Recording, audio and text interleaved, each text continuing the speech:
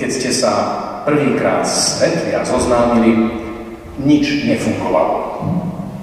Nešla voda, nebolo pivo, proste deň blbec, ako sa hovorí. And now the end is near, and so I face the final curtain. My friend. Milá Zuzana, milý Otto, vaše manželstvo, ktoré ste práve uzavreli, ja, služobník Boží a Kristov, mocou svojho úradu požehnávam. Dodnes si spomínam na kroky, ktoré ma pravidelne budili, tých maličkých Zuzkyných chodidiel, ktoré klepkali na parketách. Ja ďakujem mojim rodičom, že vychovali mňa, spravili teda, čo sa dalo. Bol to ich druhý pokus, takže sa im to podarilo lepšie.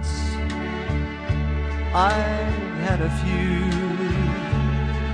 but then again, too few to mention.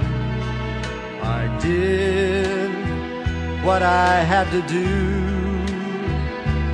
and saw it through without exemption.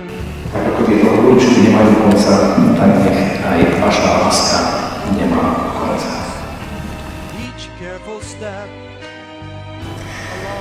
Keď nás naplňa láska a rozvaha, tak ľudia v našej blízkosti sú šťastní a dokážu robiť šťastnými aj ďalších.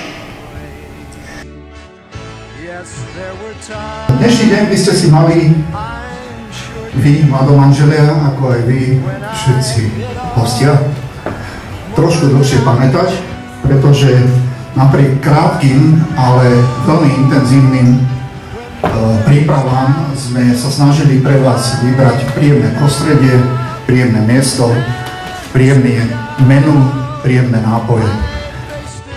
Moja rodina, Zuzkina rodina, naši spoloční kamaráti, takže vítajte a dúfam, že sa budete cítiť dobre.